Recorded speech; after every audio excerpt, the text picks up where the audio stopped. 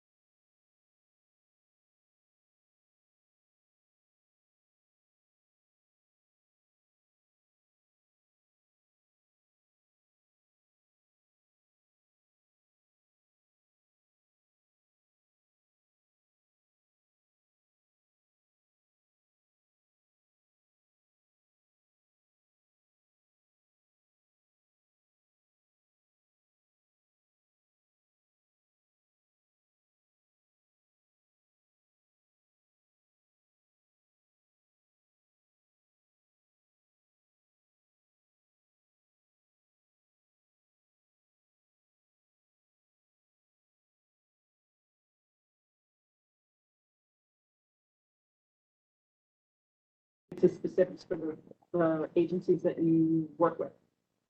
But many of us work with, similar agencies. Yes, and so each one should come up with the questions that like you think the lens. So you're looking at a lens of, let's say, housing or NYPD, how that overlaps with other things is no problem. Then you're working with the other committees, but you're going to look at it from one lens. Maybe Betty, let's say, is going to look at it from a different lens.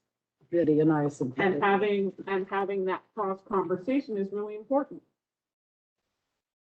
So we can have this dialogue and talk about it again in September and again, in October, but the goal is to have sort of each committee define questions that they want to make sure that are asked in conjunction with the applications and topics that come from. Okie dokies. So you guys come back to me. Nobody has to be on the same timeline, but all the committees are going to come back to me and let me know saying we're going to discuss this September, October. we're gonna discuss it September, October, November. Just, I leave it up to the chairs to come back to me. Don't make me face it. Any other? Lucian, could you make that bigger? I know everybody in the room has it on paper, but could you make it bigger on the screen? Absolutely. And it's gonna come out by email as well. To the chairs. Thanks. And one more question. I'm sorry to be annoying. I can hear you now, obviously. But I'm getting lots of emails from people who are in the audience who, attendees, say they can't hear. Is that on purpose? Well, if if you can hear, then everyone else should be able to hear. Okay. Okay. As everyone else. Fair enough. Maybe they'll stop. Okay. We did not have the sound on until the meeting officially started. Okay. Thank you. Yeah, I think you were into it. Well, whatever. Thank you. Yeah, no, you don't need to hear me singing in the room until we start officially. I saw some dancing going on, so I wanted to be part of it, but I couldn't from a distance. We're a happy group. All right, does anybody have any other questions before I move on to the next topic? Fantastic. I am delighted to say that we are moving on. Okay, next topic is. Here. Thank you. All right, hybrid meetings and chair training. Listen, take it away. Hi, everyone. So everyone at this point, I believe, has had the pleasure of being in a hybrid in-person meeting. And,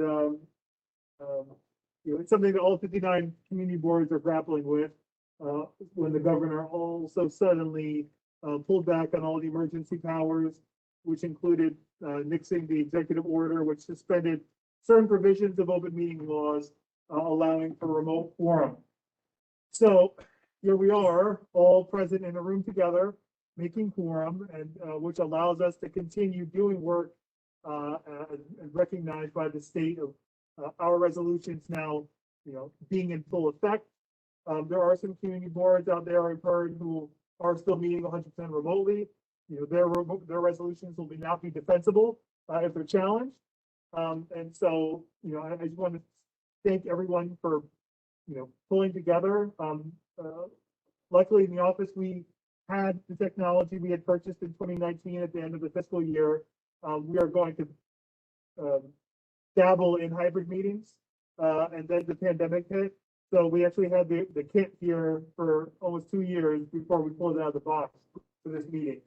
The reason why this is being discussed today is because we have some opportunities here and we have some challenges. One of the opportunities is that we've had a lot of members of the public who've been able to join us over the last 15 months or so, who have not been able to come to community board meetings previously, whether it's inability to physically come to the meeting, whether they have responsibilities that prevented them from leaving their homes, such as children or parents that they are caring for, or a host of other reasons. And they were joining us, a lot of new faces, a lot of different demographics, and it was really a great thing to see. And the remote meeting aspect really opened up, and I think helped further democratize the ideals of what community boards are supposed to do and how far our reach was able to go. And going back to in-person meetings, I think that we can all agree that we don't want to lose the gains that we made in terms of reaching more people and having more voices join in and be a part of our discussion. So in order to do that, there's a couple things that we have to keep in mind.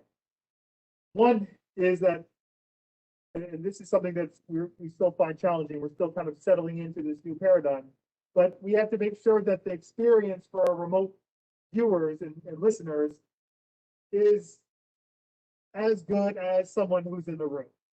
And that's the biggest challenge, because sound is always going to be an issue. Sound's the hardest thing ever. If you've ever tried to record these meetings in the past, people are always far from this microphone, farther than they should be. You can't really, see there's still microphones on the table. We always tried to record meetings in the past, and we have some technology that bridges the gap most of the way. And certainly there's other technologies that we could procure that will take us even further, but that still leaves us in the quandary of where we have meetings, because not every meeting space is created equally. Some meeting spaces are quite difficult in terms of getting good Wi-Fi, having good, seating for people to be close to a microphone. Sometimes it's quite impossible, and sometimes they tell us that they have a good sound system, but when we get there, no one's there to turn it on or open the cabinet, or the janitor says, I'm only here for 20 more minutes. And then we just gotta wing it. These are real, I mean, these are issues that, they're all flooding back to me now that we're back in the meeting, but it's something that we had to deal with every month. But to also have hybrid on top of that will be very difficult indeed. So this month, we are staying close to home. We've even reached out to a number of different venues that host us for full board. They'll politely decline. They said that they're not even ready to host their own meetings in their spaces, much less have an outside party come. So the Manhattan Borough President's Office has graciously allowed us to have a number of larger meetings in their large conference room. We plan to have our full board meeting in the large conference room.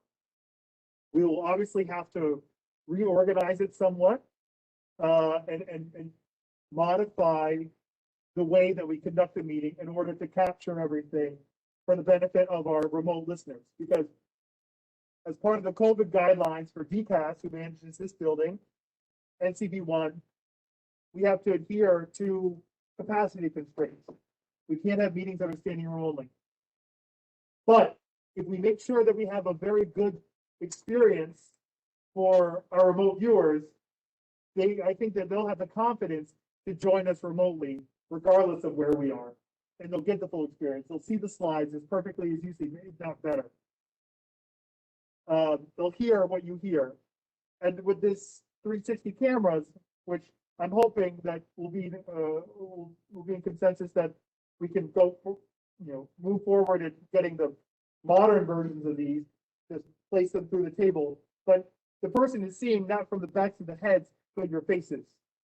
And that's why I like these cameras a lot, because the people who are joining you are actually seeing your faces, and people on the outside of this room are only seeing the back of your head. So I think the experience is even better for those from the public. I'll be purchasing Mariama has already agreed it's a good idea to purchase a air purifier to put in this space. One that is being used right now by DOE and New York Public Libraries for their spaces, because that's incredibly important. And we need to have the confidence to be able to close the door if we have to.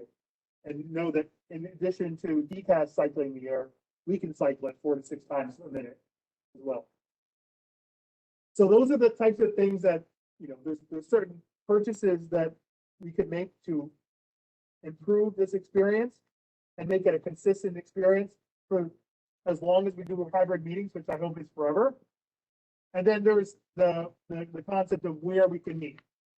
And we're going to do a lot of thinking in August about what spaces around the district are compatible with hybrid meetings, given our needs. But we know that if we're successful this month with full board, then we can fall back to having meetings in this building as we build that up.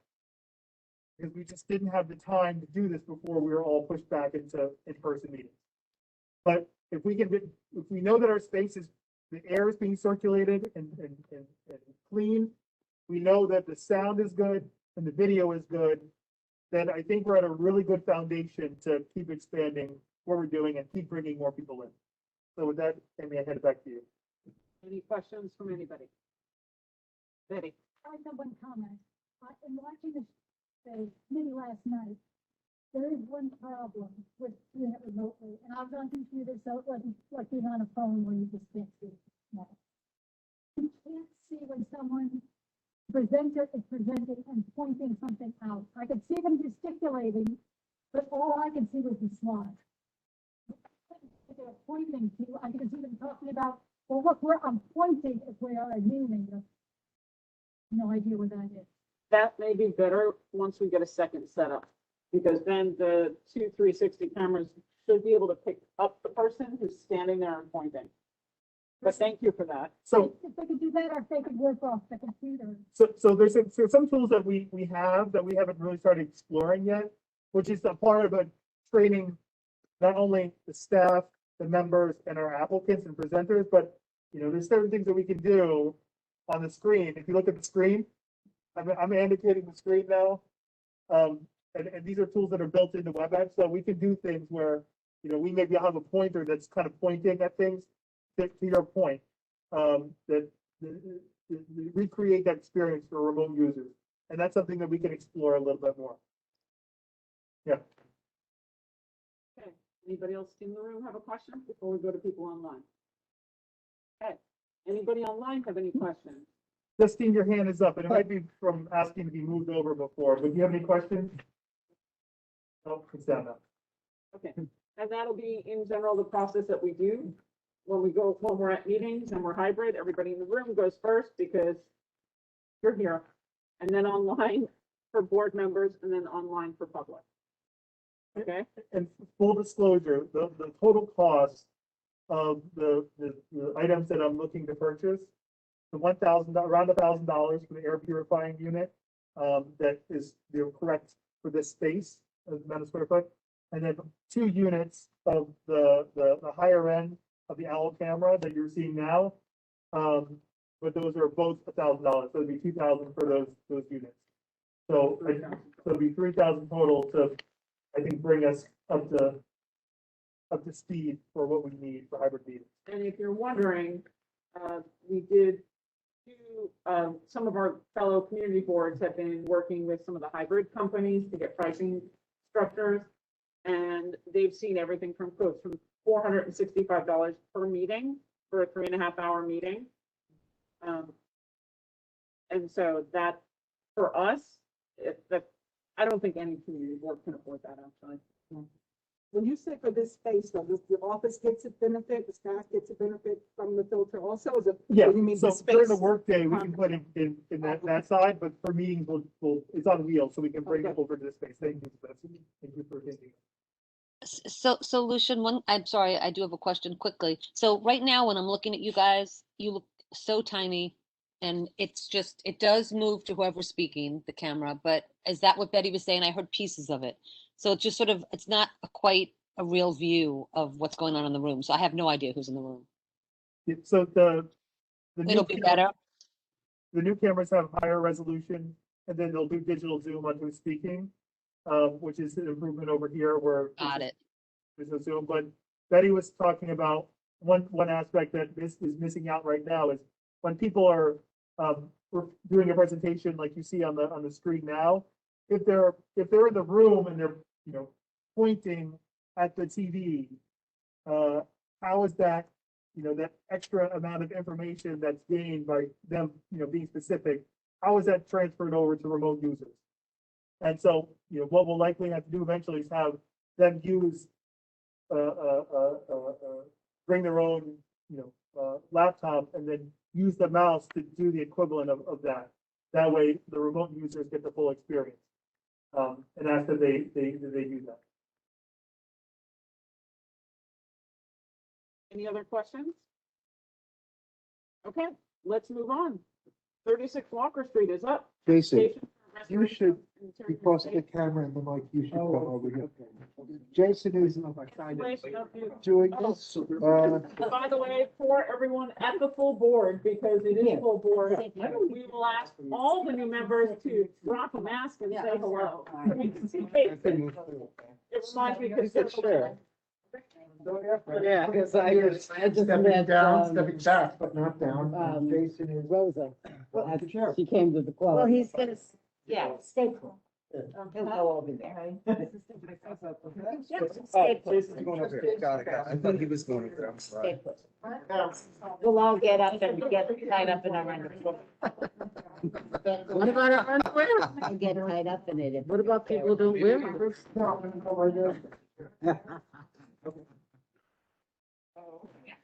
That is on camera. And then just, I forgot. while he's Yeah, passing out thank for you. board members, I just have two other really announcements. One, Actually, we're like, waterhouse, like, Guys, camera, ready? so. This is very expensive. order room. For board members, while that's being passed out, Brittany Wade has resigned from the board. This is her last month. She is leaving us to go to graduate school. So I'm announcing that tonight at the full board, we will, ask for a nominating committee. So it'll be, so far, I think it's Susan, Alice, and I. If anybody else would like to be on the nominating committee. With the new secretary. We're gonna do an expedited election for, September and start the meeting with it, and then hopefully have them on board and in place. Does anybody have? So you have to be here in person to be on the nominating committee? Are you gonna do it by Zoom? What are you doing? I think we're gonna do the nominating committee during the August meeting, so we're all here at one meeting and Oh, so We're I'll having an August meeting? be, yes, August the 17th, 17th. there's one meeting in August. That's one. I'll be on. If we're gonna do Assistant it. secretary. I'll be on, but I won't be here. What is the meeting? You can put me on the August nominating 17th. committee. Oh. We have one meeting in August, You know what we do? and that's it. I don't Plug it in. want to do more than one meeting in August. And the Yeah. only reason why we have it is because we have to do Number the 5. resolution for Tunnel to Towers, and 5 World Trade Center ESD is coming, and we will have liquor license and potential landmarks, so that's one meeting. That's an executive committee meeting? Yep. You heard me though, I'll be on nominating if you're gonna do it in August. That means none of you are running for secretary. You can assume that. You can assume that, Mariana. Assistant secretary. Yeah. So she's not gonna be on the board anymore at all. After Pilates will be off the board, so we need new people. We need the top. Tammy, where the 5 World Trade Center and those folks are coming, that's at the August meeting, you said? I'm sorry. Yes, Justine. Thank you. Assistant secretary, assist the secretary, so, and I can send along all of those things, it's fairly banal, but yeah, I can send that out. Thank you. Sorry. No worries. Kind of a bummer she won't be in person in July, because she hadn't anticipated, like much of the rest of us, that, you know, we'd be in person, but she got into a great grad school, so I can't complain. Yeah, go I'll for let her it. tell her own story. Yeah.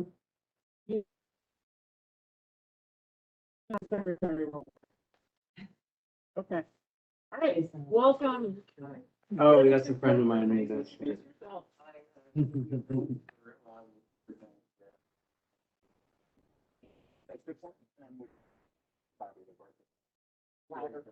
You're in front of us. So the project that I'll be presenting obviously is 36 Walker Street. It happens to be on Walker Street between Church and Broadway on the north side of the street. Here's an aerial view of our site highlighted in red. You can see this is Church Street, and the corner building, which is a 2-story building, is a little bit anomalous for this neighborhood, is 32 Walker. And I'll make reference to that property further on in the presentation. Just to kind of give you some establishing information, this is our photo taken, tax photo taken from 1940.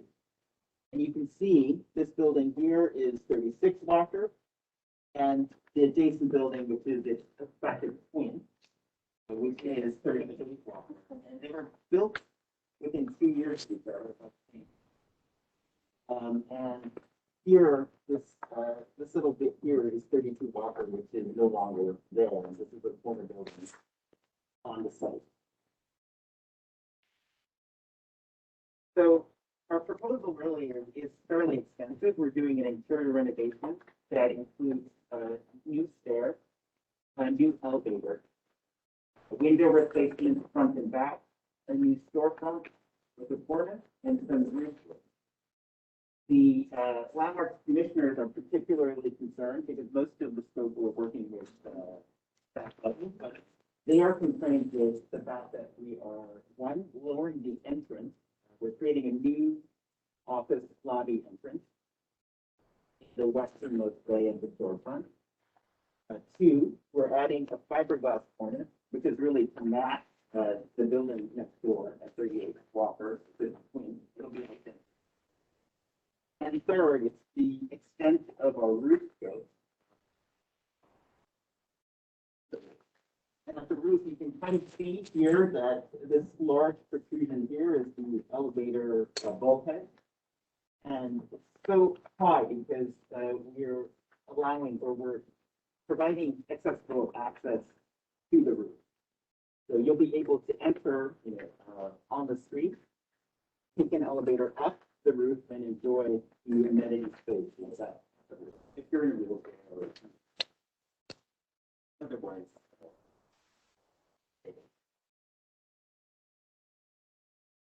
Is it residential? So Gonna be. Okay. here, this slide shows you just kind of an overview of the facade of really how 36 Walker and 38 Walker are nearly identical. The storefront is a little bit modified, and again, that's because in the westernmost bay, we are creating the new entry to access the upper floor and to access the elevator. But as you can see, we've tried to keep within the spirit of the storefront that's at 38 Walker, so that they really have two identical buildings as much as possible. This is from rear. This is the rear elevation showing the replacement, which we're working again with path levels. And this slide 7, shows the current condition of the facade. It's really in poor shape, and we are proposing to renovate or restore all of the columns. As I said, we're actually adding a cornice, which is identical to 38 Walker. We're removing the existing steps that currently are shown in the westernmost bay to provide a view entrance. And you can see that for the most part, it will be identical to the existing renovation that occurred 38 Walker. Are they the same owner? Not currently, but originally back in 1858 and 1860, they were the same. And the cornice now is original, even though it doesn't match neighbor phones, correct? It's actually original, but it's been demolished. I mean, it's been taken apart. So we have really no remaining, the actual dentals of the cornice and most of the detail is missing. But I see dentals. They're not dental so much as they are scrap or brackets that aren't, historic. It's very. Okay.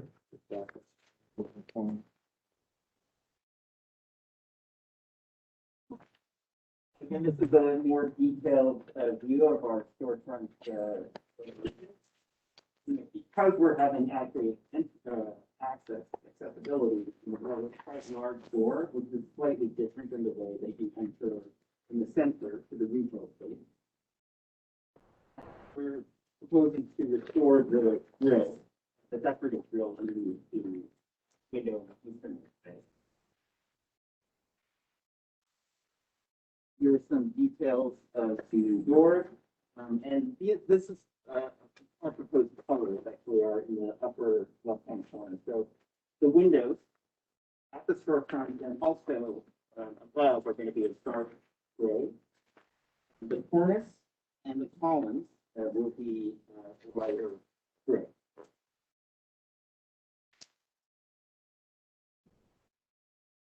These are more details of the doors. Those doors that enter the center bay and the western bay. And more details of the door. So this diagram is just really meant to show how you access the elevator. So when you come into the entrance, you'll go through the lobby will be able to get onto the elevator and go up to the retail space, which is 25 inches higher than the grading.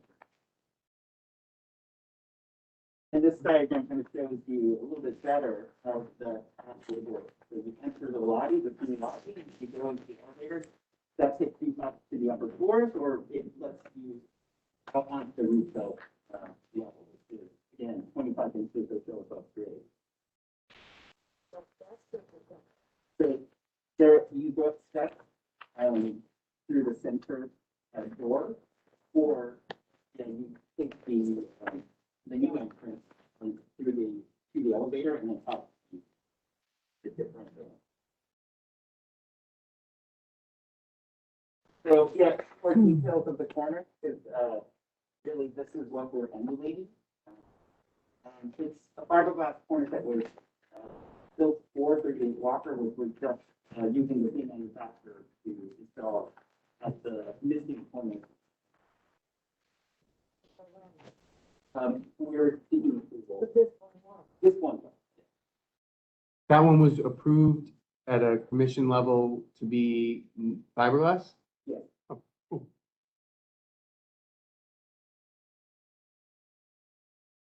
More details of the cornice and also the capitals, which will replace in the store as well, or replace that. So the capitals will be also not cast iron? They will be, actually, the capitals will be cast iron, not the columns. They're going to look identical to the. So they're going to be replaced with cast iron. That is our. What about the next moment? Sorry. I said, what about the next moment? You said at this moment that it would, you anticipate that it will be value engineered out to some other material? No, it's just, it's something that we're discussing. If we can find a factor that can make the pattern, we will go with that factor. In the event that we can't, it may need to be an alternative. So what are we going to weigh in on? Whether, if I'm going to write a resolution, am I saying we appreciate that the applicant is going to replace the column capitals with cast iron, or we don't approve of any other material besides cast iron? I mean, we can discuss that. Yeah, I mean, it's going to be difficult because a lot of these cast iron manufacturers. No, I get the difficulty of it, but we're here to like weigh in on is it black or is it white? I would say, just play it safe, since the fiberglass cornice, for the approval, recommend the fiberglass capital. Play it safe. Okay. So the majority of the scope that is really visible, I mean, aside from the cornice, obviously, and the change to the way the entrance or the way that we do that, the entrance is really the scope of the roof. And as you can see in this slide, you know, our roof is relatively pristine. There aren't any bulkheads. There are no mechanical bulkheads or stair bulkheads. All the bulkheads that you see are on the adjacent neighbor's property. And this diagram is really just to show how many of the buildings on the north side of Walker have furnaces, bulkheads, whether they're mechanical or stairs. So what we're proposing is part of the urban landscape, so to say, of all of these allowable structures. So from, this is the site section, you can kind of see the full scope. We've got our elevator bulkhead in the center, and towards the rear, we've got a stair bulkhead, and behind that, we have our mechanical vents and equipment. And then at the very front of the roof, we've got a solar turbo. All of this is enclosed in 42-inch high ethane pipe fence. This is the alternate view. Can I ask a question? Sure. You're not actually adding a story to this building, is that correct? No, we're adding another story to allowable. construction. Underbuilt, the building? The building is underbuilt, but we can't really add anymore. Okay. But is the roof currently used? No, No, And that's doesn't- what they're trying to do. no, they're not adding a story to the building. It's not Not enclosed. for landmark, no, they're not. Just access.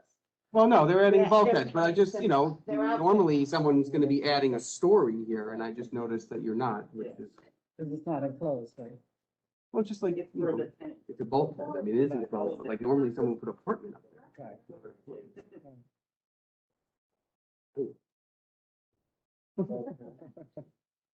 It's a slippery slope. Okay, sorry, go on. Uh, Then kind of more detailed section would be there. Again, the elevator bulkhead is quite tall because we want to provide access to the roof. Acceptable path from street to.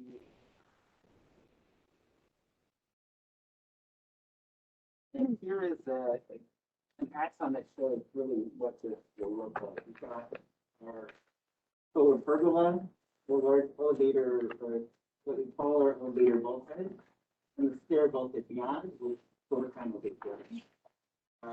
Planters that surround the perimeter, and landscape and paved terraces. So how many units are going to the building? There's one per floor. So it's 1, 2, 3, 4, and 5. And then the retail space will have access to the ground floor, retail space, and the cellar. And are these rentals or co-op or condo? So this is a commercial rental, and most likely will be gallery. So why do they need that? All of them, they're all coming Yeah. down. But why do they need access to the roof? Uh, Gallery space. Cocktail party. yeah, exactly. Yes, but you know. Yeah, you talk about it. Okay. That's not, it has nothing to do. Well, are you us. done with the I mean, I get it, personally, I see what you're doing, but, you know, and there's some nice views. I couldn't hear. I have a question regarding the pergola. Do you not have to put the solar panels at an angle? Well, they are adjustable, actually. They're adjusted, okay. That's the. Because that could certainly, okay. Let's do this sort of landmark style. So let's go around the room so it's nice and orderly and then we can get to the remote folks. Once He's you've done got some more to with say. Is that more to say? Yeah, yeah, once you- that's why I said, once you've done with this, please, okay. The last images will really just focus on the visibility. You do see some visibility of the pergola when viewed on Water Street. The primary view corridors are from the west, looking down Water Street. And this diagram shows the outline of what 32 Walker would be like if it were built to its original intent. In the 1950s, 32 Walker was demolished and they put a two-story building with this first. So had that existing building been, there, you would not see any of our reconfiguration. This is another group poster on Church Street looking up. This is the pergola, the elevator bulkhead in the center, and then the stair bulkhead and solar panels. This is another view looking from Church Street. Really, primarily, it's the pergola that's visible. To not really see the, but you do see the bulkhead of the big. And more views, just kind of explaining, if in fact we had a, house built, 32 Walker, you're built as high as the adjacent surrounding context, you wouldn't see any of our roof boxes.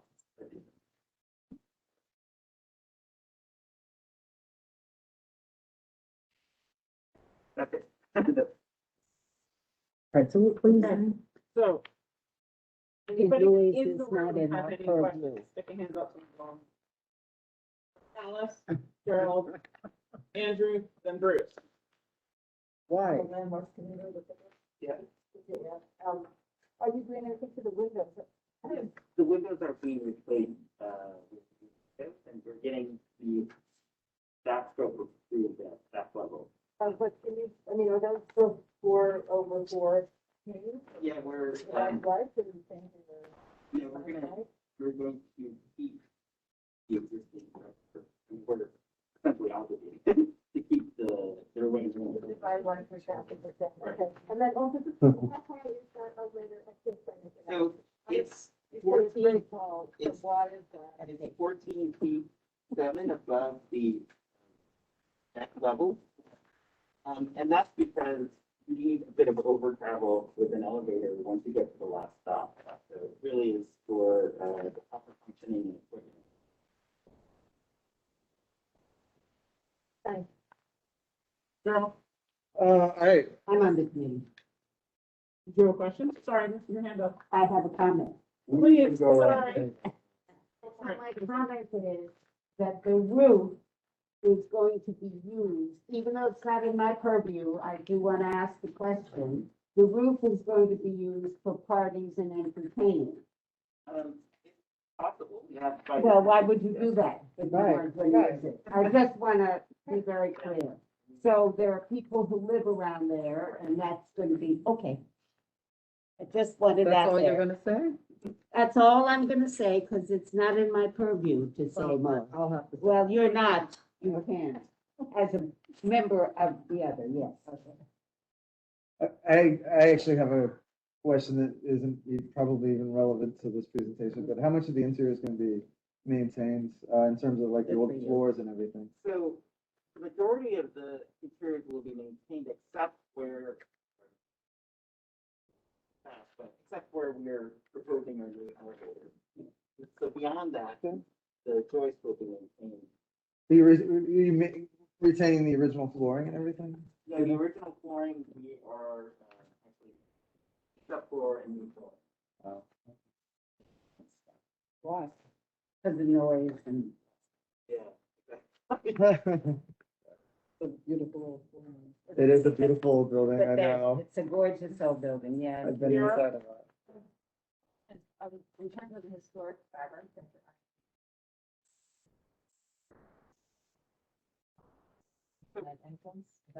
What is the historic fabric that will be? So currently, the way that it works in this building is there's one continuous stair with line and so that goes all the way up to the third floor and then it switches back. Then becomes like a switchback stair for the fourth and the fifth. So we're proposing to tighten up the proper egress in the building. Where a singular stair from 2 to 1, then a switchback stair up from 2 to the 3.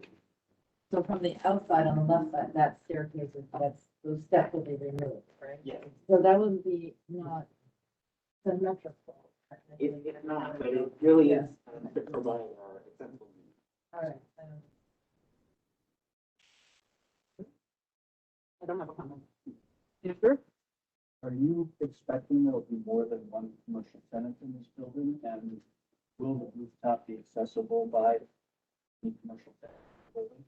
The intent is that the rooftop is an amenity for all of the commercial tenants. Point. So whether it's one tenant per floor or a tenant decides to take 2 or 3 or 4 of those floors, that amenity will be open to the. Residential, is it zoned over for Yeah, commercial land? it could turn for that. That's what Yeah, I'm absolutely. curious. I couldn't hear that. So, It could be residential. Hold on. Residential. Answer? Anything else?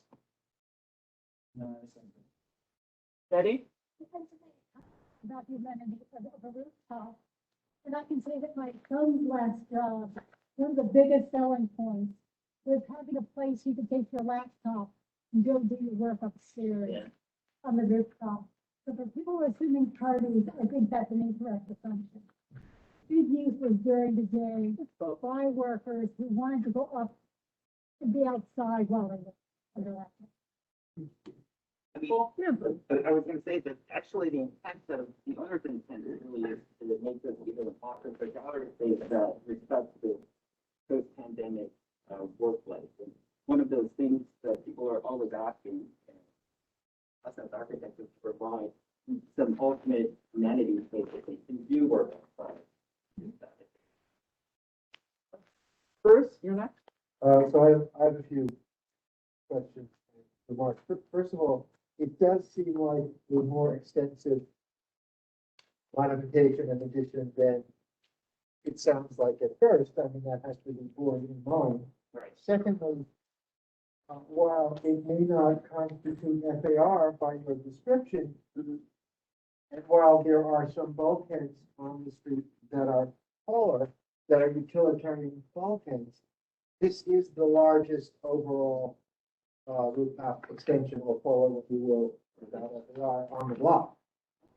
I also want to point out that, Actually, there is an actual rooftop addition. right, but it's smaller than yours. It's based on your, It's certainly, it may be taller, and that's the bulkhead, which again is an allowable apartment, but the footprint, I think, of the addition is much larger. And that actually is FAR. So yeah, that is proposed, that's completely proposed. So, I just also want to point out that, and it's fun, but 32 Walker, we've had at least 4 proposals over the last 20 years for a building there, they've all gone south. When I applied for a rooftop extension, we had to be mindful of the parking lot in front of our building, which has been open for 25 years. There had been a proposal once. So we have been mindful, knowing that something was going to be built in a certain place in a month. But in this case, I don't think that the outline that you posed for 32 Walker bears on the visibility that we see here. So that should be sort of out of the equation. David Gage has been a long time major established local important firm that's known internationally. Are they voluntarily? I'm just curious. Are they meeting They're voluntarily? gone. the On building was Timbers. Sorry. The building was sold. They're on Timber Street now. Good. So they're still in existence. What They're was? Chambers, they're on Chambers. Right, so they're still here. The building was used what, as a rental, IMD? What would you No, know? it was actually used as a workshop for bringing instruments. All of it. David Gage was the whole thing. Except that on the upper floor, there was some residential use. Okay, so 2 more things. The doors look to me on the tax map, the center door. They look original to the extent that I can see on the tax maps, at least back to 1940. So do you know if those are original doors from the end of the 19th century? I do not. They're old.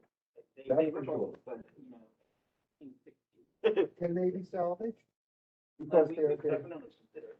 yes, I would suggest that. The last thing is, a gallery has not been identified, is that correct?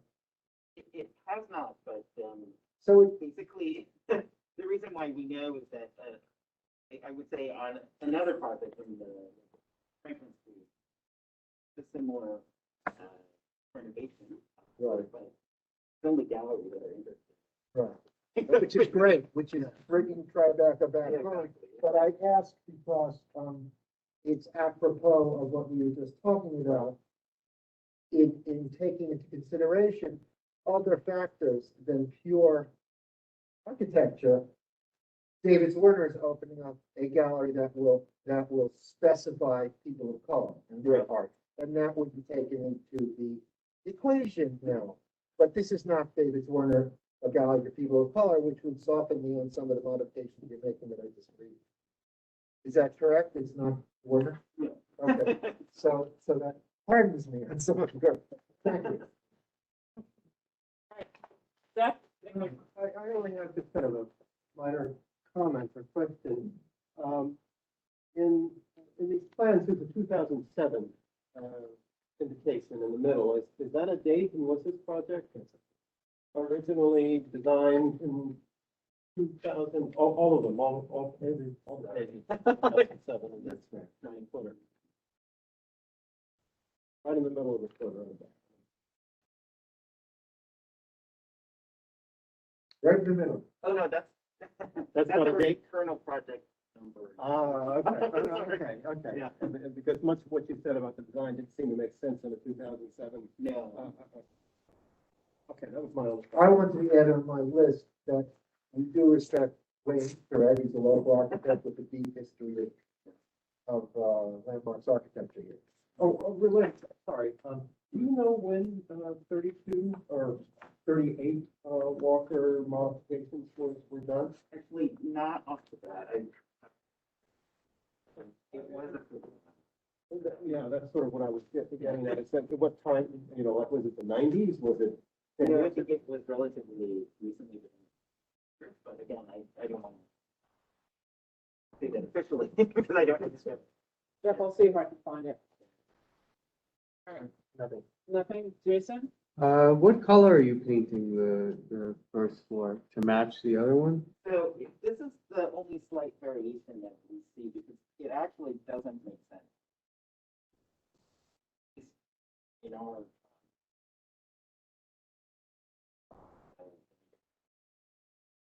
So right now, 38 Walker has white columns and it has a white cornice, but the frieze is dark and the window infill is dark. And the only thing that we would change is we would make the columns white, the cornice white, and the frieze white, but the infill dark. Because I think that actually would more likely be. Would you do a paint analysis of the cast iron to see what the color was actually? I mean, that would be great because I agree. I mean, you're gonna not make it the same color, and I would agree that the dark gray is really something that evolved later in Soho and Tribeca. They would have been maybe looking like marble, since it's a marble. What is this? Marble that's covered in some gook, or is it sandstone? I mean, would you say 1850? So it's So stone. It's funny, the storefront was cast iron, Yeah, sure, but the above. like I was saying. Right, so likely it would have been also something sandstony to match. And I wondered, you're not doing anything to these steps, these concrete steps and the railing are gonna stay? So the concrete steps will be refurbished, but we're adding a rail, a new rail. So what will they be covered with now? So right now, they're shown as, Okay, any use in the cellar, any new use in the cellar, and the sidewalk hatch thing here is staying? the sidewalk patch is staying. The Uh-huh. use for the cellar is attachment to the retail space. Okay.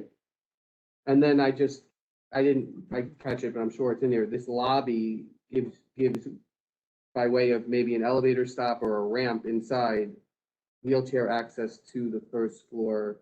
Exactly.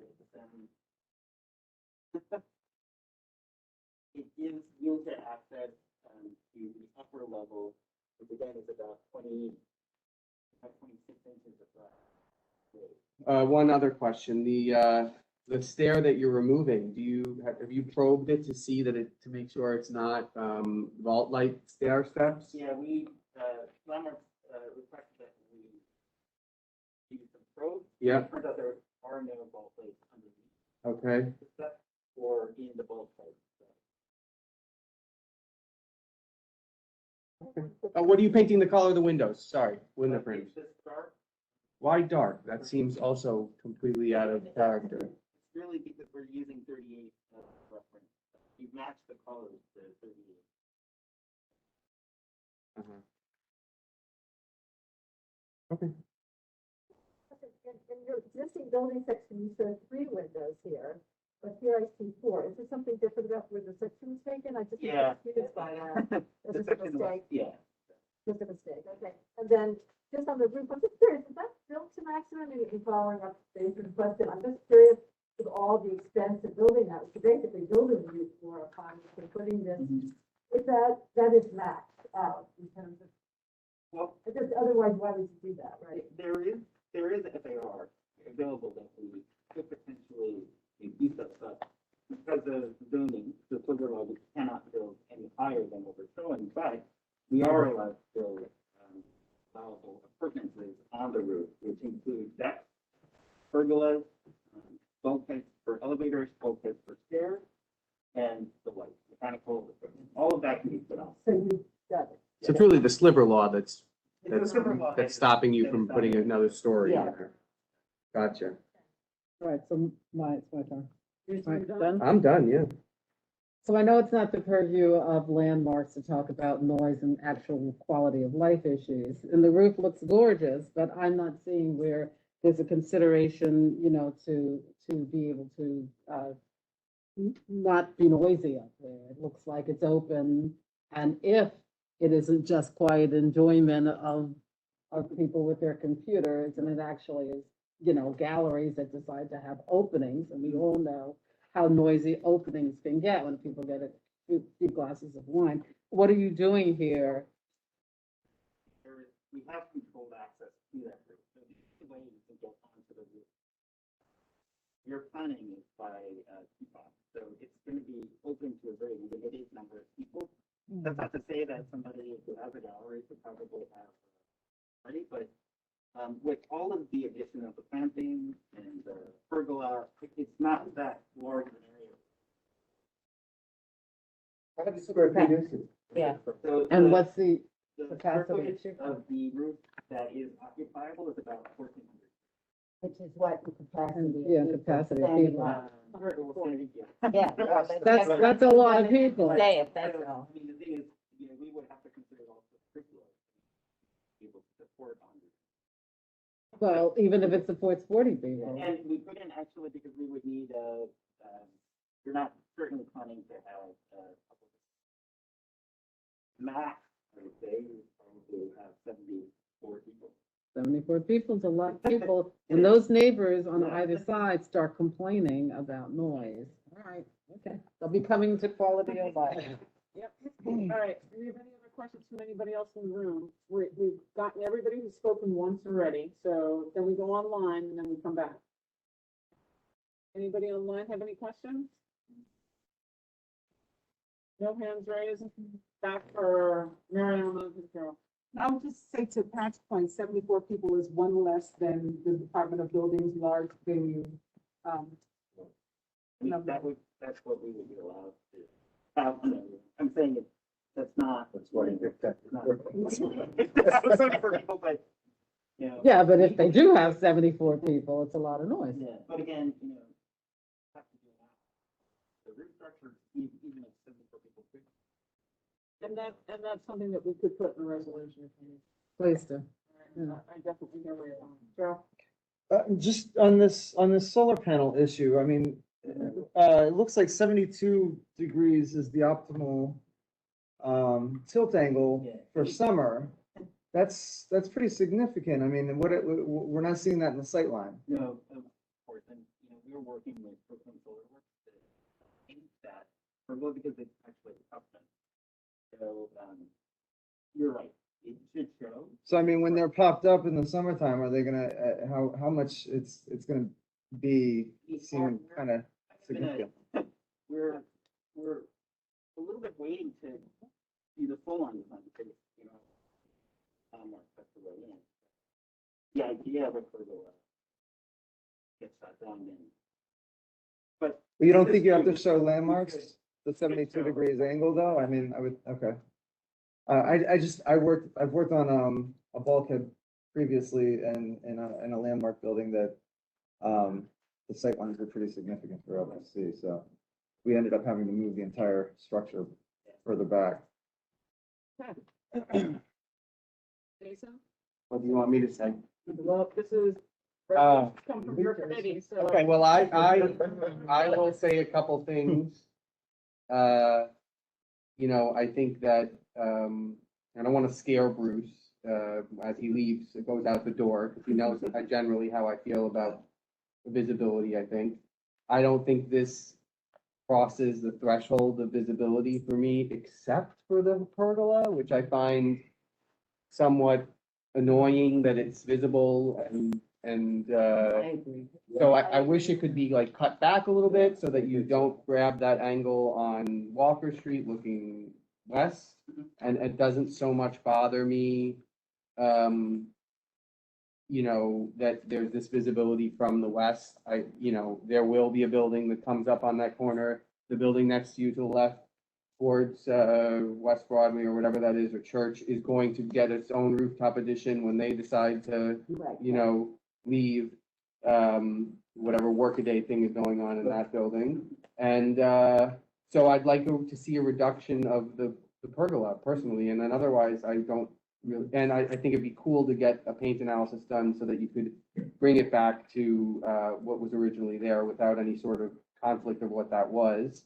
And that's it for me. I could write an approval based on a reduction. All those things. Yeah. But Jason, I would also ask that we note, if those, it's easy to determine whether the doors are original. Yeah. If they're original going back 100 some odd years, they should be restored. Yeah. Okay. I would suggest. Well, I'm sorry, I just also, it's kind of, is there a way, could you snap a picture for us of what it looks like with the roll down gates up, just so we know, like, are we losing historic fabric on all the way the left bay? Because I don't see those things there. So it's like, there could be historic transom there, something that gives us a cue. Could you just like provide us with a photo that shows that bay open? So we know. Actually, it is almost an identical. Oh, so does it have like that wonderful grill, that cast iron No, grill? no, Nice kid, I like there it. are doors, because there are steps that lead up to. Well, we're proposing to. I would like like the way you showed us the mock-up, and we didn't even ask you if it's still up there, and I haven't walked that block in a month or so, but it's up there, and like, so I think we just gotta like protect ourselves that there's nothing, George Washington didn't like draw on that door, and so we gotta protect ourselves in that way, I think. Yeah, right, I understand. It was the style, yeah. Okay, keep going. Jason, what else? No, I could write an approval if we can reduce the pergola, and we have some notes about, determining any historic fabric that may exist behind the covered up door on the left, and also the central bay at the top, the transom there. We don't see the transom, even though there's a couple air conditioners through it. We don't know if, there are no roll down gates, right? I mean, there are no roll down gates that are like cast iron roll down gates that are tucked up above that we don't see, Also the elevator. The elevator is actually the minimum it can be, the height of that. So what type of elevator? So you're putting a wheelhouse on top there, or what? Okay, so it just goes to the roof, and then there's not much of an overrun there. But there has to be a certain. Sure, like 17 feet from the top of the last stop. Okay. Well, in addressing the pergola, you could also address the solar panels. Yes. Because that could add 4, 5, 6 additional feet height. And that's just a matter of location, because we block the use of solar panels, but Let's see if there's anybody else who has anything, who's online from the committee. Anybody want to raise a hand? Vicky, I see you out there. If you want to talk. You can unmute yourself. You're a panelist. I know, thank you. No, I don't, everything has been said, but did he say that the occupancy was 74 people? No, that's the max. That's the max for the roof. Possible. If, Can you get back to us on what? Well, you should take that back, because we know that it's not a big enough roof to fit. Let's say you need 100 square feet per person. You don't have a 7,400 square foot occupiable space up there. So you're not giving yourself the benefit of the doubt when you say that number. That's 700. Because one more person, you'd be having to apply 10 foot per for, person? No, absolutely not. Absolutely No, not. not by building code. 120, 50, it's not 10. it's not But what? 10. What'd you say, Vicky, what did you It's say? not 100, but maybe let's say it's 20. No, but I Still said ten. 74 and up. So 75 people requires a special public assembly permit, which then requires, a He's whole. not proposing that. I know, but one person less, I'm just saying, how are you gonna control that? And after that, you need ADA, an elevator. Yep. I think it will be easily over 74, but hey. Vicky, I don't think that'll be their primary purpose, but the point is, I think that there's too much ambiguous. The proposal, there's too much ambiguity I'm going to abstain. There's so, you raised, Jason, so many questions that we don't have answers to. That would be a part of the proposal, Goldman. Yeah, it's a lot, Bruce. I agree. I mean, it's this number that gives you the hint of the ultimate use. I mean, that's a lot of people. But you know, you gotta deal with what's our purview, but, all right, everybody, don't lose sight of it, okay? That's number one. Number two, when do you go to landmarks? So when do you, if, So tonight is the night we're voting. You can, Jason said you would vote. How do you want to? How do you want to? I would like to write this as an approval with conditions. yes. And also questions, and then I think people can vote in that direction. But I'm also willing to hear a different, I could write a non-approval. I just don't think there's enough there for No. me that's in front of me that's debatable, I can say no to. I think he's right. Can you just clarify an approval with questions?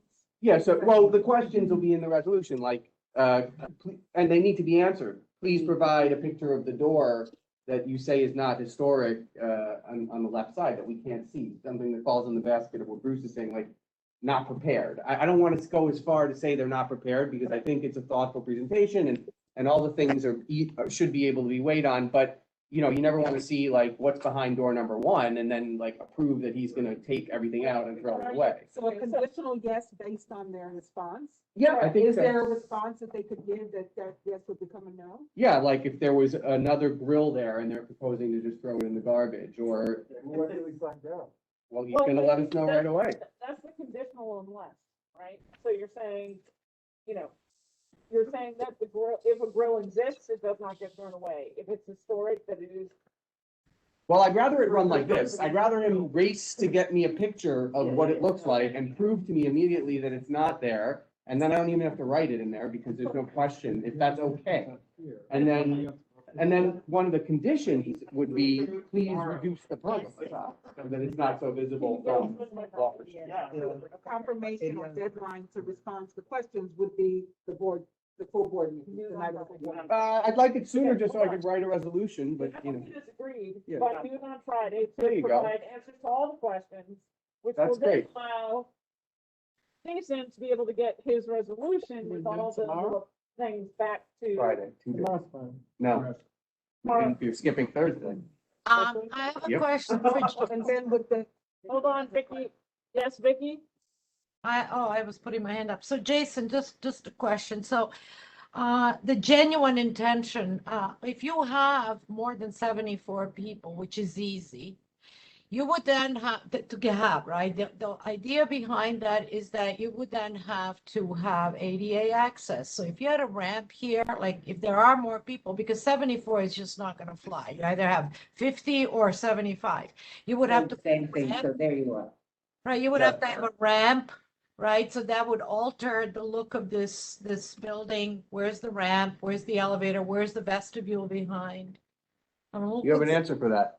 Yeah, I mean, we have, are you speaking about, we're providing accurate entrance. Part of the proposal is that in the westernmost bay, we're eliminating the stairs, to provide a new office lobby that will provide ADA accessible access via the lobby to an elevator. But on the roof, it appears that the elevator opens into a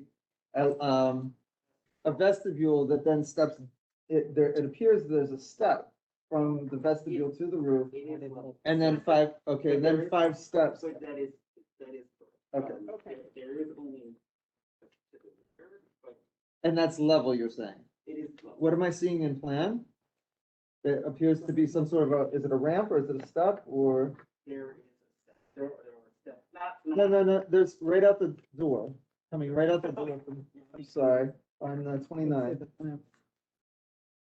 And I did see in the section, it appeared that the door was level with the roof. After this, we're gonna be ready to call a question. Yeah. Do we get on Friday after they deliver their answers, do we get an email or something, or do we learn them too? If everything goes with the way that Jason anticipates it goes, then we presume we presume everything is status quo. When things are not, then it comes out at, full board.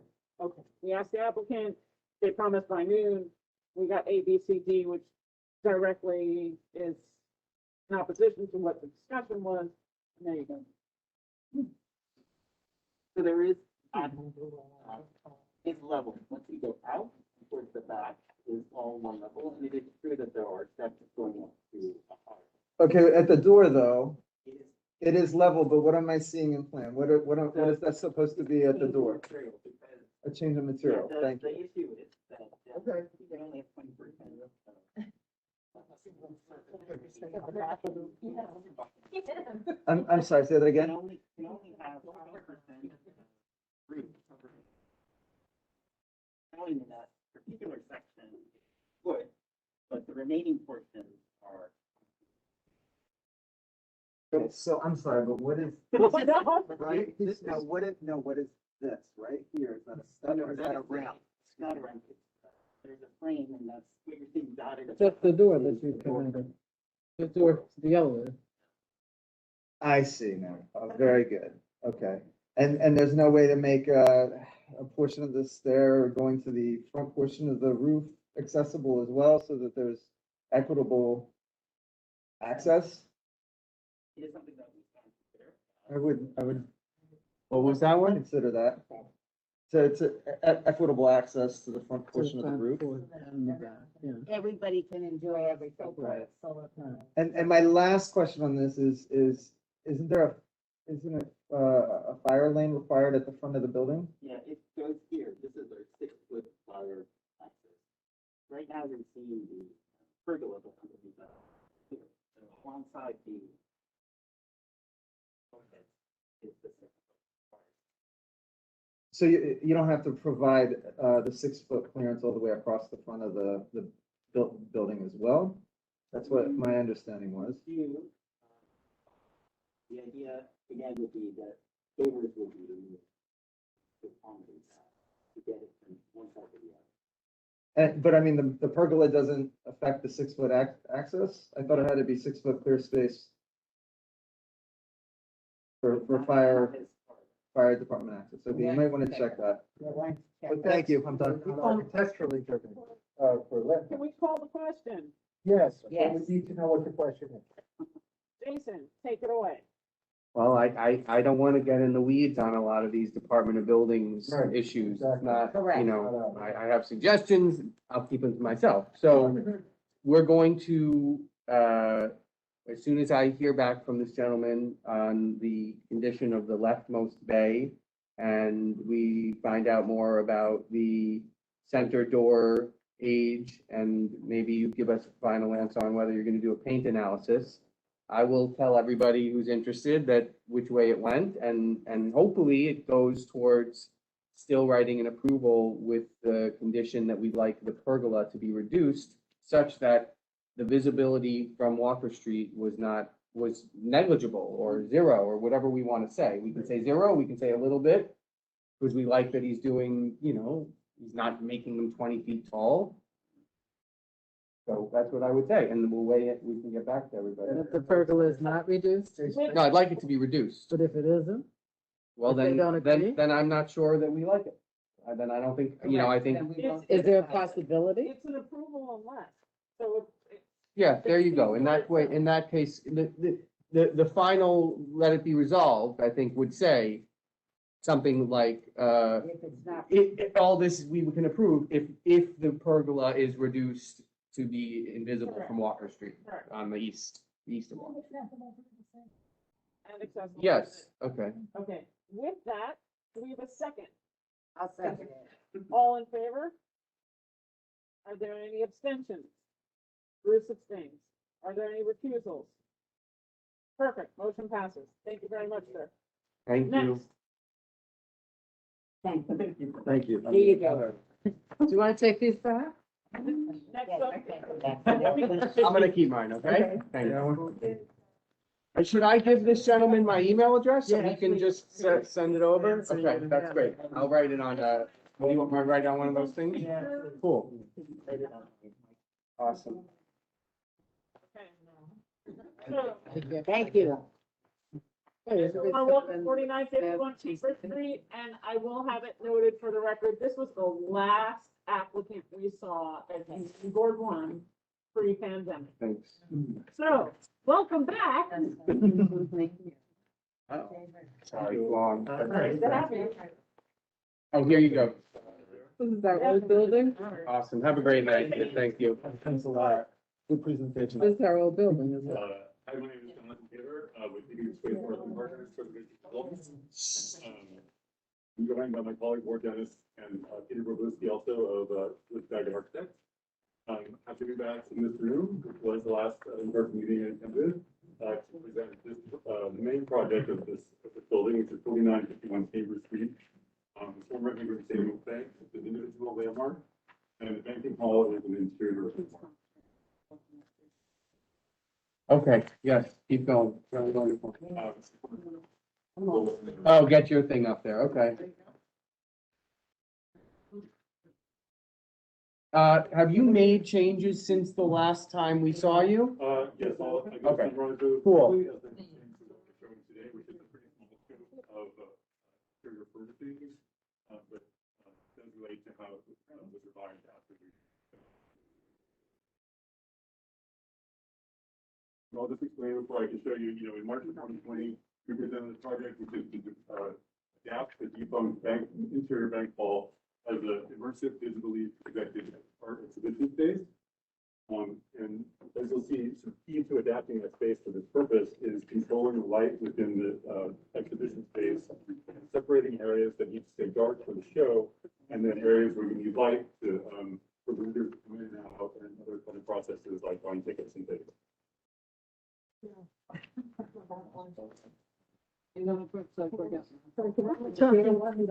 one we were talking about, they have the gallery show and that people spilling out onto Chamber Street and liquor and it was a large venue. This is one of This the, is not this. I'm not done with this. They haven't done this.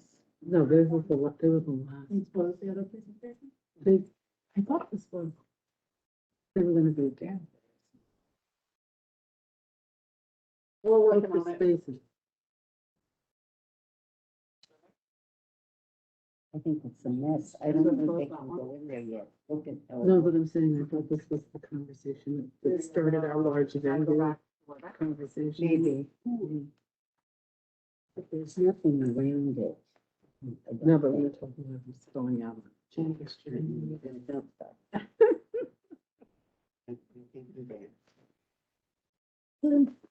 I'll let you stop. That's exactly what we were talking about. Don't do it to me. I'm getting very busy. Love it. I'd love to see you get this. I got it. I'm good. And I'll back you up. Did you read my email? Yes, did you see what I said? No. Just, Nice. yeah. You like her, so that's good.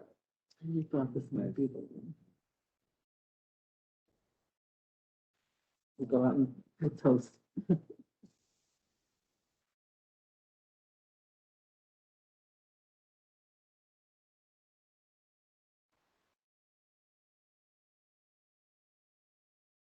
Very odd. Wasn't this the one that we started talking about, big, large venues?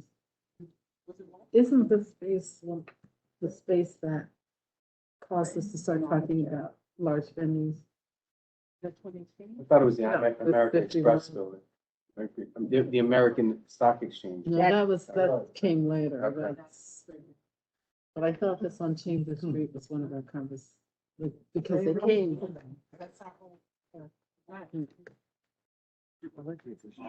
So again, the project for the digital exhibitions inside, which requires controlling the light and separating areas that are dark for the show and areas for visitors to come in and out, buy tickets, and things like that, where you need light.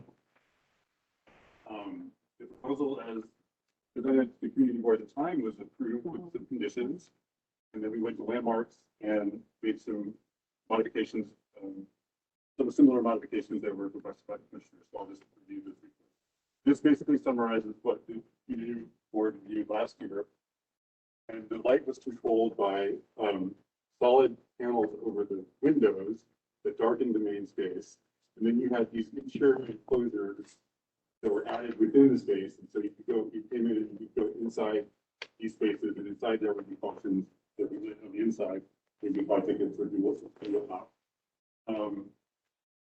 And so the community board resolution, it's expressed enthusiastic approval of the project, but requested that the windows be translucent so there would still be light coming in.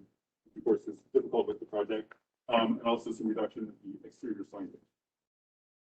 So we went to the landmarks. The commissioners had some similar concerns. So after the public hearing, the proposal was revised to actually keep the windows on Chamber Street uncovered, which allowed light into the front part of the building to still come in. And instead there'll be like a curtain insertion in the arches that lead into the main space that can close when the show is on and be open when the exhibition between meals and the exhibition. So that allows sort of the light still come in the windows and also preserve the sort of volume when the curtain is open. Then there was no longer a need for the enclosures that were in this front part of the designated space because this area would be separated from the darkness, so the light would still be coming. And so I think, from the point of view of also the signage was reviewed in the way that this is requested by the community. But in terms of the community board's concern that there's an improvement that we still have that front space, and also there's less of a sort of enclosed addition into the designated space. But still, after this approval, it was clear that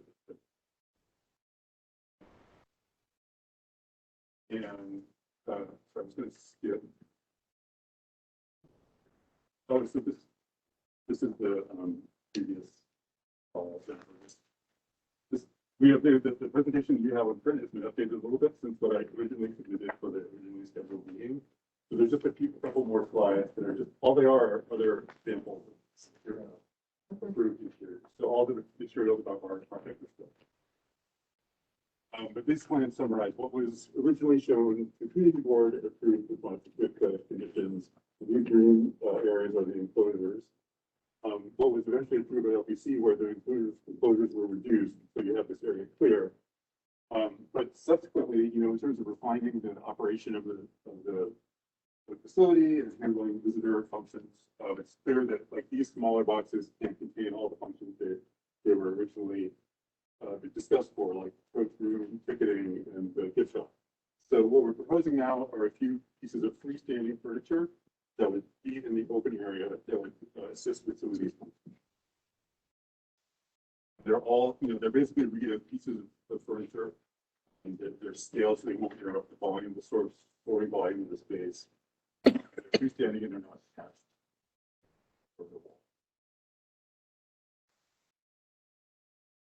You can explain what they are? Yeah, I'm going to show you this. I'm going to show you the space first. But floating furniture is not in the purview of LPC. Right. So, furniture, as we understand it, is not regulated by landmarks. Some of the pieces you'll see are, we're calling them furnishings. They're larger than what you would call. Some of them are just tables and things, and those I think would be not regulated by landmarks by themselves. Some are larger, and one in particular is quite large. So, they obviously want to bring that to a public hearing because it's bigger than what you would call furniture, although it is freestanding and it's not anchored. So they want Just to be clear, you said it was removable, freestanding. I didn't say removable. I didn't say it's freestanding insofar as it's off the walls and it's not anchored.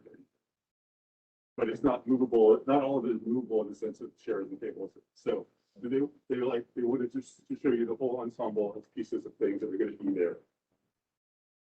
So this is a view to this. These are two views in the space to each direction. By the way, this is a historic table that will be relocated to its historic position in the center of the main hall. This is its contemporary place right now. There's a high space with these kind of windows that will remain unblocked. But below this decorative cornice, you'll see is the decorative cornice and below that is plain flat stone, and that's all the furniture will be down below here, so it's not going to be obscuring any get another view into the east side. Okay, it'll be occupied by. I want to just draw your attention to what you see on the floor here on each side, which are marks, footprints of former, installations. I'm not sure what they were, if they were partitions, railings. This looks like it was probably a railing at the gate. This was some kind of partition. So we know that historically at some point there were installations in this area. It wasn't always just completely empty. There were some kind of functions there during the time of the day. These are some historic photos from right when it was completed. So this is the space here. There's nothing here at this point. But that's how it looks when people look today. This is the empty vestibule. And this was the So to get to the proposal, this is the plan of the area as proposed. Basically, the west side would be gift shop furnishings. The east side is a locker enclosure and a so this view side confirmed. This is the plan for the gift shop area, and it's basically a series of display tables and bookshelves, as well as some very light, thin sensors. So the best way to look, I think, at these renderings, you'll see that they're just individual pieces. Most of these are low slung, so it's, they're not on the wall, so it doesn't interrupt the visual connection across the space. Bookshelves are broken up into individual pieces, so it's not too monumental. Of course, the heights are all sort of affecting the screen or this approved based on the opening. This was a larger piece. When we first showed this to Landmarks, it was a single large piece, which was part of their concern, and they asked us to break it up, but there's also, which we did. But that's also part of why they were thinking we should bring this to the period. Because when it first showed it, it was a large bookshelf. On the east side, the courtroom and the picnic desk. The desk is just a desk that's straightforward enough. This is the little item for the float lockers. Yeah, it's designed to have a sort of wide open entrance, and actually the inside of this sort of series of lights is open, so it's not fully enclosed. So even if you go in, if you're not going into like a blind box, it's kind of like you still have a connection, visual connection to the larger space. It's designed to not be most of volumes. And just returning quickly to the question of what was here. I mean, this is sort of typical, I think, of the banks. This is an example from one handsome place where you have, there's a teller screen like we have, but there's also an area that historically had a low railing. So some of these more open areas were still occupied by desks and stuff.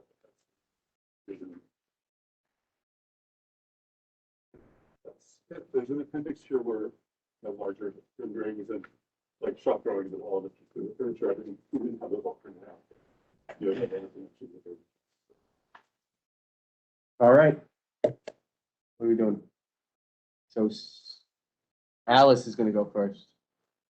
Well, I guess I'm curious, I came to this whole late. I just am curious, this is an exhibition hall that doesn't exist for exhibiting. Immersive art experience. Immersive art. Okay, so when you're not a David Warner, you'll be here. So, Or watching Van Gogh. yeah, no, I saw that, the twins there. So I'm just curious about the structure of the exhibition screen piece. Is that permanently in the space then? Am I seeing that correctly? What the curtain sits in, The that curtain divides the fits entryway. number That one. goes up and It's down. there for the duration of this occupancy. It was actually when that was approved by the commissioner, there's actually a provision in the approval that sort of puts it on the applicant, the tenant or the owner to reverse a lot of the interventions that are very specific to this. So when the tenants, when and if this tenancy is over, things like that would be removed. So the consistency is in People person, leave. by landmarks. Yes. Yeah, and how long is Can you the tenancy exit? now? I Approximately. don't know the length of it. Okay, all right. 15 years old. 15 years? Yeah. Yeah, and it just, yeah, well, I mean, I guess everyone's gonna have to say, I mean, I think that's it. I mean, I just was curious about the, there's some objections here, but, the coat, your vestiaire piece there, the coat closet. There's no way to, I mean, I'm just curious, like, with the gift shop, there are no doors, this is completely open. Is that correct? But you have turnstiles. I couldn't quite think that out. But, so, Well, these are just, they're these little, like, it's very narrow, like, and they're they're sensors for each of them. well, I understand the verbiage, but what is the physical reality of that? Is there a piece of glass that opens or those things? I mean, it's a, No, right. you No, have a picture of that one, the perspective from the front? I had it in the updated, so it's a very narrow, this is all open space, and it's just, you know, when you go to the store, Yeah. and there's just like two sides, there's like, it's like a clear plastic thing. There's nothing blocks it. Yeah, no. Okay, and then the, yeah, all right, well, I love to not be there, but anyway, okay, got it, thank you, I'm done. Thanks. I have the same thing about the curtain rod, or whatever you want to call it. I'm sorry. Can I you just- exit if that's down? Oh, you object? I don't like it This at curtain all. is down. I don't mind the curtain, but I think this is That's not hideous Because it doesn't blend. at all in any way. I just think it's so obtrusive. But how I else just are you can't. going to? I don't know, they see? have to think they're smarter than I am, that's Well- why they designers and architects. The curtain rod. No, it's there, Okay, fantastic. it's there for 15 years. For the furniture in the front of the space. Yeah, got it.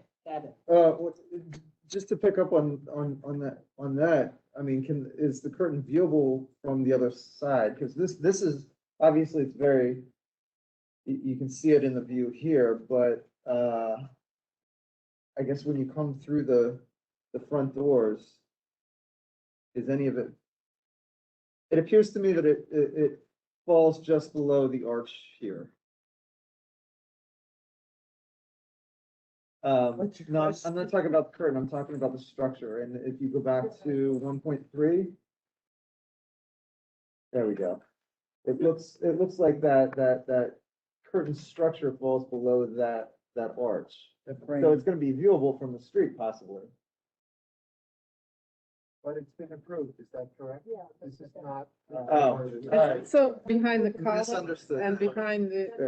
Doesn't matter. That was a man. clear.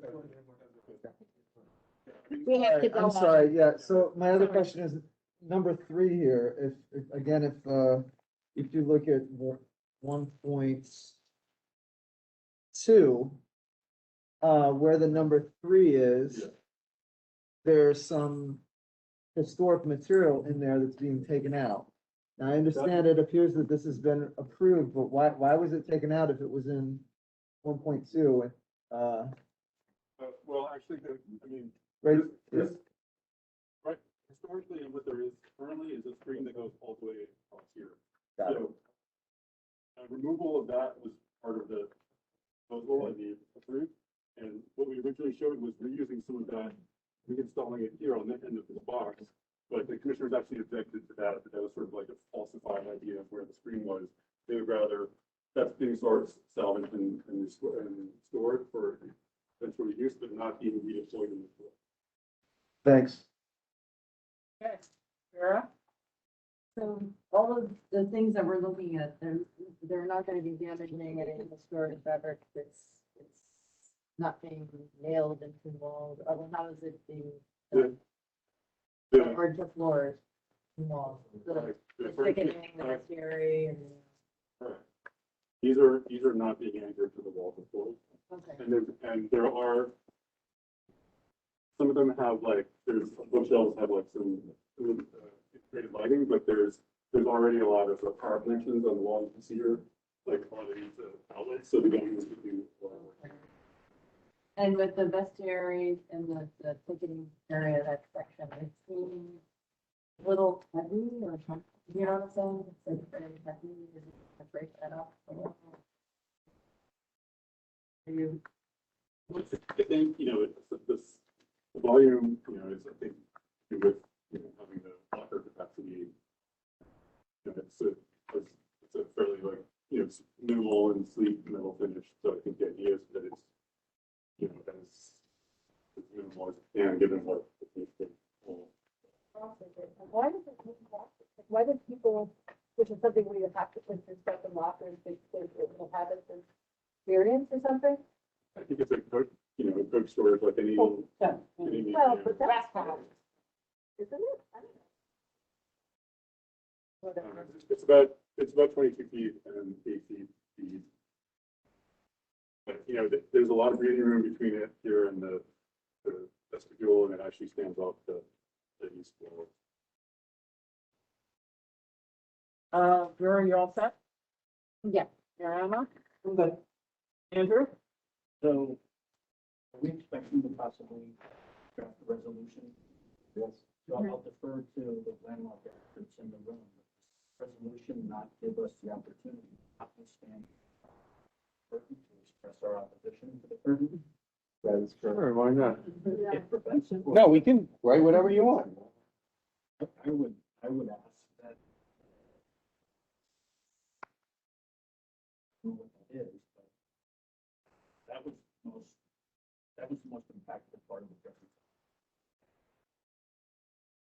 That's to keep the clear windows. I don't know how you do that. Thank you, Andrew. Betty? Bruce? Yeah, I'm sorry to be so downbeat today, but I do have issues. We were very excited about the project in March. And such immersive experiences have been very successful in Europe, and I think there's one here that's been successful.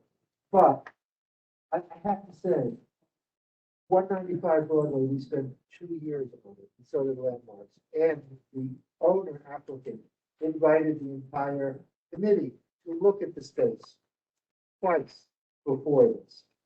And it's de minimis what they did.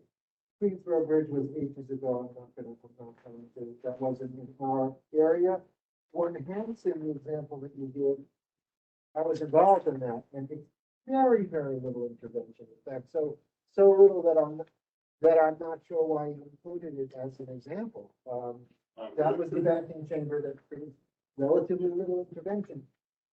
The existing site photos, I don't understand, because Chetrick had their opening party for the development in that space 4 years ago, and it was impeccable, and they're showing degraded, remnant space. I don't know when these pictures were taken. Maybe it was after construction, they haven't swept it yet.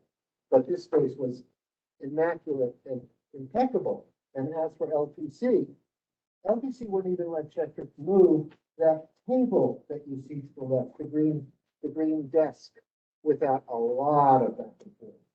So when were these pictures taken? These so-called existing? I'm not sure exactly when these. Right. So I have a question about that in terms of our looking at these, this deplorable space that was gorgeous and restored 4 years ago. My last comment is, and as I say, we voted for this, I think the view to the east is much too intrusive. At this point, you've just about obscured everything below the original marble counter level. It's completely obscured with furniture, and frankly, as you show it, with furniture covered by tchotchkes.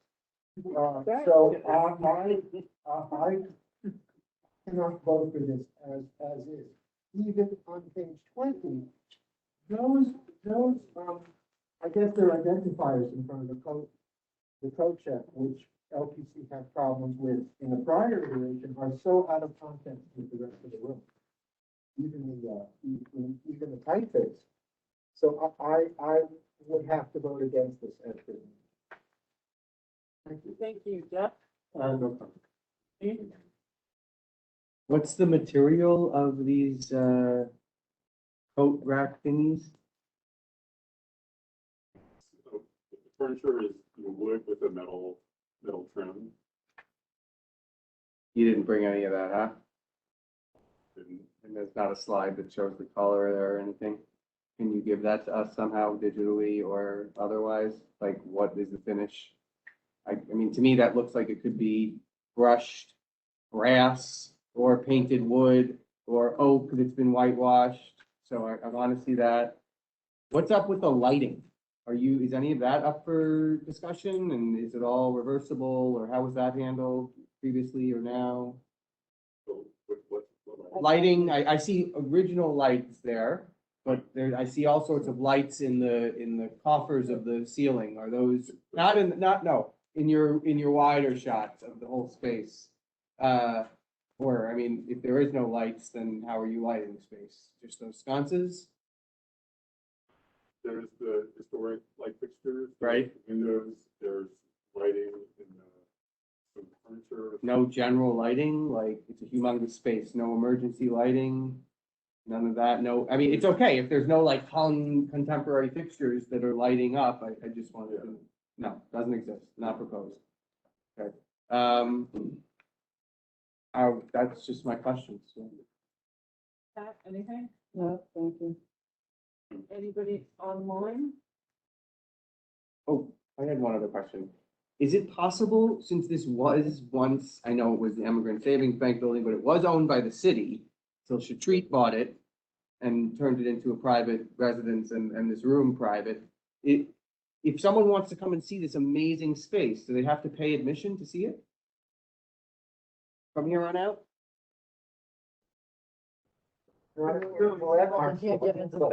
That seems like not a great, there's so few interior landmarks.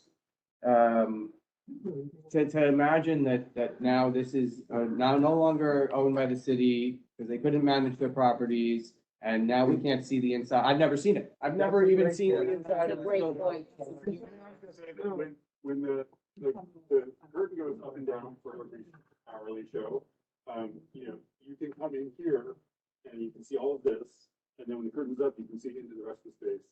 And not pay a fee. Yeah, because you go buy a ticket and then you go into the, to get into the. Okay, so. So that should be So, there. but, You could stop in that picture. but Yeah. then again, there should be a comment pursuant to the conversation about equity in public space and public realm about lack of public access to an interior landmark. And that should go on there to ensure that the public has access. Yes, right.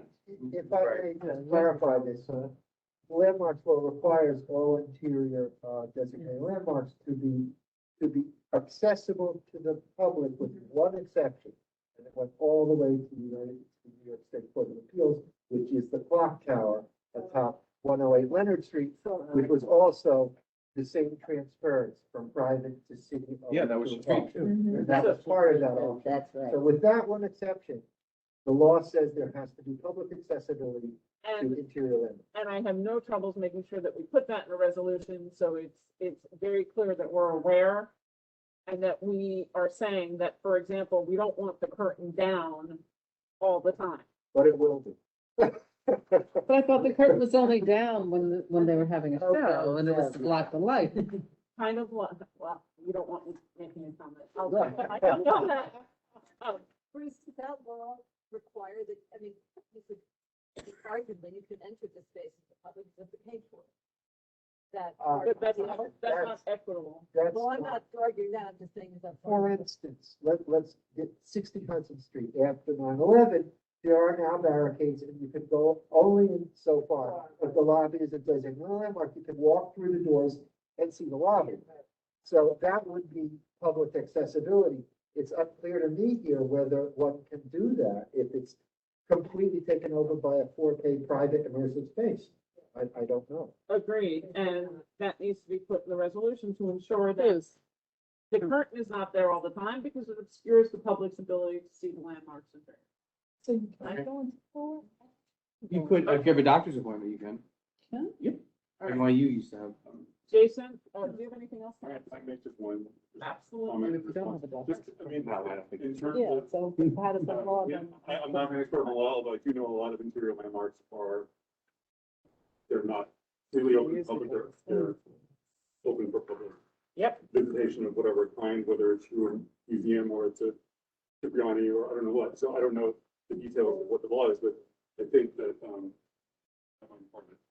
as far as, the furniture proposal we have today and what it does to the space, I think that you want to go back to what was first shown, here, which, included both blocking off all the chamber suite windows, so there's no transparency in the windows, and then also having these full enclosures within this space that really did obscure everything in this sort of front area on each side. So basically, like, this is a whole box that just completely filled it.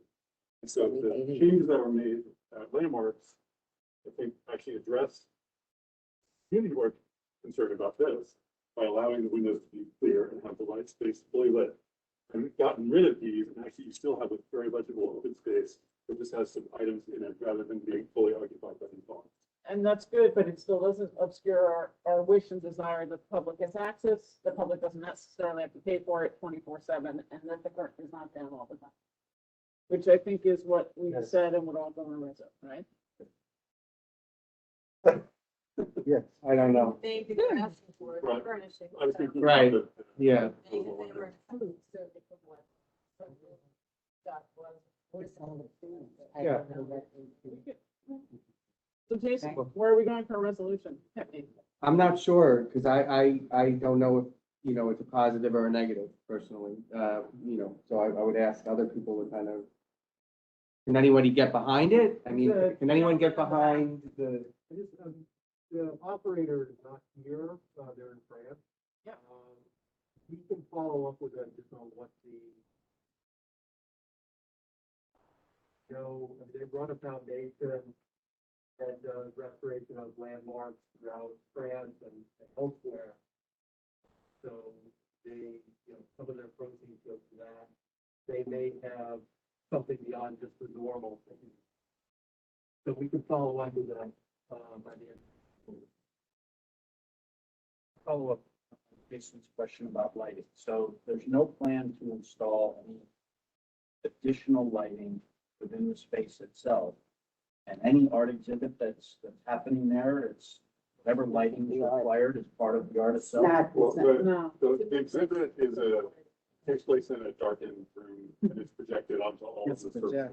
So in the main space, it's actually, that's the point of all the light control is to keep, when the show is going on here, there's no illumination except for the projection of the digital art. It does take a lot of extra lighting because if you've gone to the Van Gogh, there is. So, and that is that proposal, the proposal for that, well, that was part of the original proposal, which included like presses on top of the cornice that would hold all the projection equipment. So we've already, that's already been approved. Part of it, yeah. Okay. Yeah, so. But there's no, in this front area, there is no additional light fixture.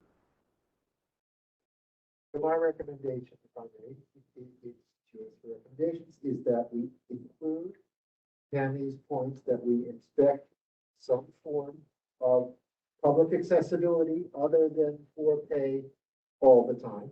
And two, personally, and I would reject this because I think what we're focused on, the so-called furnishings, the gift shop and the tchotchkes thereon are way too intrusive in the space. Suddenly, we lose almost everything visually that exists. Not that it's not there under all that, but it's been completely obscured. And I say the same thing for the identifying electric board on the coat closet. The coat closet itself doesn't bother me, but what's on it certainly does.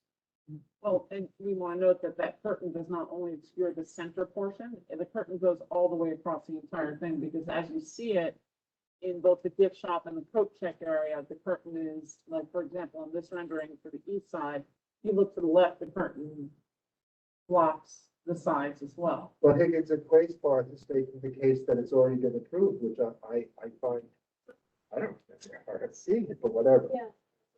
Well, yeah, so, okay, so Bruce is against it. Is anybody for it? I'm not on your committee anymore, but I mean, I would say, look, it's a hard thing to do. It's a pretty sober palette for the furnishing. I mean, they are removable and, they're not terribly objectionable. They kind of are, Very vanilla. Okay. Yes. And so I can't say, well, like, Yeah. there's gonna be something there, right? And it does have to furnish a gift shop, which I think it's not bad, but residential, I kind of done. I mean, I would. I agree with all- you. I just don't want to say, I think the agree. bigger point is that curtain structure that's housing that curtain, maybe the curtain needs to fall. But the fact that that has to be that weird yellow skeletal piece is terrible. Well, could that be, I mean, just could you throw us a bone and paint it like a color that matches more the marble, like a beige? I mean, I think personally, our bone to pick is more with Yeah. the way that Landmarks I mean- handles these things and less with. Yes, I think that's right. You know, they came back, they changed things. Yeah. You know, not everybody does that, and you could see this in the Frick, you could see this in the Design Museum Uptown. It's very vanilla furniture, they don't, you know, if they care Yes, about the you're thing, right. even if it's a landmark or not, they don't nail things to the wall. It seems in keeping with that kind of strategy. So I would like to try and write it in a favorable way and call out landmarks in a little bit and That. you know, and then vote against that. Is the structure of that curtain the same color as the doors? Yeah, tell us about the color choice there. Why is it so golden? Well, this was presented this way as a sort of a bronze finish that is supposed to relate to some of Bronze, the. But if you remove the Right. slide that doesn't have, the slide that does, the curtain is up, the doors look like if they're the same color as that Right, structure. so it relates Right, to so I think that's what they would do. outdoor materials. At the same time, since this was approved, we have, the team's actually working to reduce or eliminate this visible structure so that it's, and Peter, I mean, I don't have images about this because that's not what we're here to discuss, so, but, like, you know, in the filing drawings, this has been changed so that there's less of this. Less in header the there. center. Yeah, like, Less this header. doesn't have an enclosure, it's like more of it is tucked. Good. Well, that takes care of my I agree with you. Jason, Right. are you closer to finding a decision so we can move? No, I forward? think I can write an approval resolution with I these would- caveats about public, you know, the things that we said, public space, accessibility, Yes, keeping the curtain open, access, all of that. you know. Yeah. Okay. It seems like everything's reversible, right? Everything's reversible, like, really? Absolutely, all of Truly, this, right? yeah, it's like. Okay, Sure. with that in mind, can I say we're ready to call the question? Yes, That's a second. All in favor? yes. Any abstentions? Any recusals? Motion passes. No, Bruce is against I it. didn't hear a no. Just said a- Oh, any no's? Bruce is a no. I hate to do this. Why? It's okay. His last It's fine, Bruce. No I don't worries. know. All right. Moving on. Thank you very much, gentlemen, for coming. Thank you. Lovely to see you again. So, me, You are on Susan. we missed a quorum by one. That's why you have all the resolutions in front of you. There's really no big piece except the issue with 70 Pine Street. And it's really just an alteration. It's not a large venue. It is an alteration with 42 seats. There's nothing wrong with it. We wrote the resolutions. They're all fine. So I'd like to do it in one fell swoop, My favorite. for you all to approve it. I'm You sorry. know if the 70 Pine Street was the old parking space to the west of the lobby or the takeout? It's the one to the east of the East, lobby, okay, thank you. okay? Does anybody have any Is questions? that the same as 225 Liberty? No, Okay, I got you. they're all different. Got you. Okay. I didn't have any trouble. We went through them all. Everybody agreed. We did our stuff. We're getting some good foods. Yeah? Yes, Yeah. the little lady, on Cedar Street is going to be fabulous. Lady on- What's the Uh, little lady on Cedar Street? On the east side of Cedar, it's Yeah. about by like the planet. Right through the- It's gonna be like. Through the Dupa phase. When you come up Uzbekistan. Oh. Interesting. Okay, so if, you know what, does anybody, Or day apart. does anybody have any, Bruce, quiet for a second. Right, Does right, anybody have right, any right. questions for anything in the room? On any of these? I don't need you for 225 Church. You're gonna be approved. 25 Liberty. Liberty, 275 Church, right. 32 Cedar, and 70 Pine, all four coming together from licensing. And Are there then any You have no objections. No. There's gumbo, we're gonna have gumbo, we're gonna have, a high-end gumbo, well, whatever. Ramen. A My ramen. family's from New Orleans. Ready. It must be good. I agree. They use outdoor space. Well, we have it in the, resolutions, in the stipulations, Betty. I guess I could add it into the outdoor space. We told her she could not, the one on Cedar Street, she could not have outdoor space. If we put that in, because the street is too small. And we're trying And the to, gentleman that wanted it on Chambers. we wouldn't let him Yeah, either. because we said. So we- we're putting all of those in the resolutions, Betty, that wherever So- we can, because we're just, Stipulations are written. because Yeah, you yeah. can Change it anytime. yeah, So- no, it's a great point. And we'll check the, I think the resolutions, Jen and I worked on them. We put this stuff in, whether. So, no, you're fine while you're talking.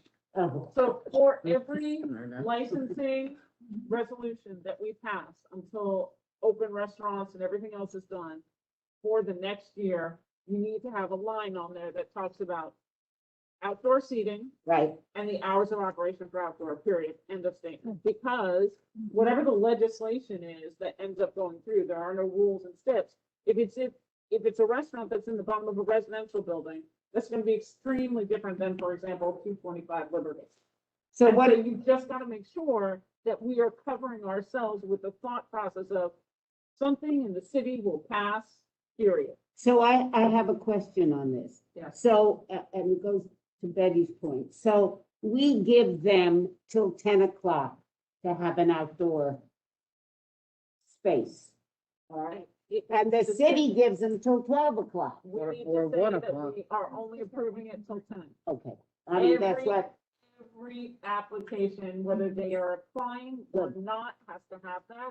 And every application, if we determine that the street is too narrow, and that they can't have a sidewalk cafe, they can't have a street, shed, or whatever they're called, it needs to say it.